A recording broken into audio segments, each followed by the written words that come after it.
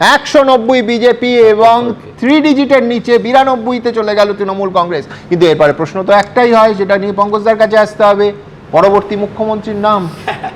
না, আমার একজন খুব ইন্টারেস্টিং, আমার একজন বামপন্থী মানুষ, তিনি ভাবুন এতদিন, মানে সত্যি কথা বলতে আমার স্মৃতিতে 2011-এ কি বলেছিলাম কি নেই তাঁর স্মৃতিতে আছে। তিনি বলছেন দুপুরবেলা খুব স্বাভাবিকভাবে ভদ্রলোক বুদ্ধদেব ভট্টাচার্য তিনি গাড়ি নিয়ে সোজা রাজভবনে গিয়ে পদত্যাগ করেছিলেন।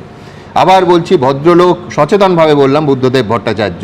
সেখানে আমি তখন তার ধারা বিবরণী স্টুডিওতে বসে বলেছিলাম এই মুহূর্তে বুদ্ধদেব ভট্টাচার্য প্রাক্তন মুখ্যমন্ত্রী হয়ে গেলেন। এর দাবি হচ্ছে সোশ্যাল মিডিয়ায় যে সুমনদেকে বলতে হবে এই মুহূর্তে মমতা ব্যানার্জি প্রাক্তন মুখ্যমন্ত্রী হয়ে গেলেন। সে আর যতক্ষণ না যাচ্ছেন কি করে বলবো। পঙ্কজদা, পরের মুখ্যমন্ত্রী কে?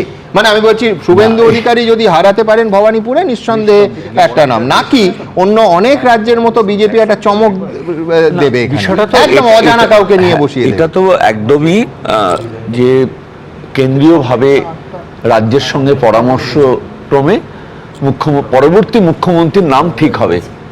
এই প্রশ্নটা আপনি যেমন আমাকে করছেন, 10 তারিখে প্রেস কনফারেন্সে নোভোটেলে অমিত শাহকে জিজ্ঞাসা করা হয়েছিল যে আপনার মঞ্চে যারা আছেন তাদের মধ্যে কেউ কি মুখ্যমন্ত্রী?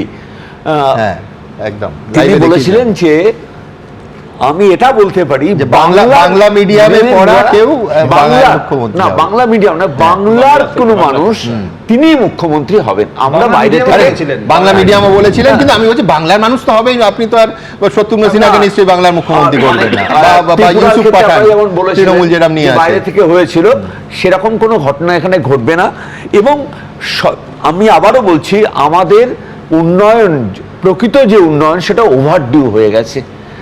আমরা শুধু পেছনে, মানে আমাদের পশ্চাৎপদর্শন যেটা চলছে, এখান থেকে একটা ইউটার্ন করার সময় এসছে।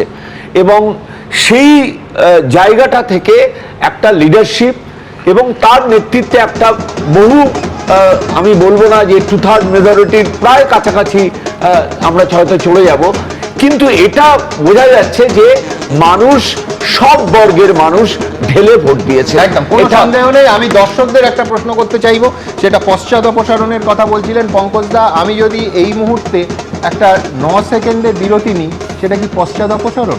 একদম না। 9 সেকেন্ড চোখের পলক ফেলতে ফেলতে আবার ফেরত আসবো। 9 সেকেন্ড। এবিপি আনন্দ, এগিয়ে থাকে, এগিয়ে রাখে।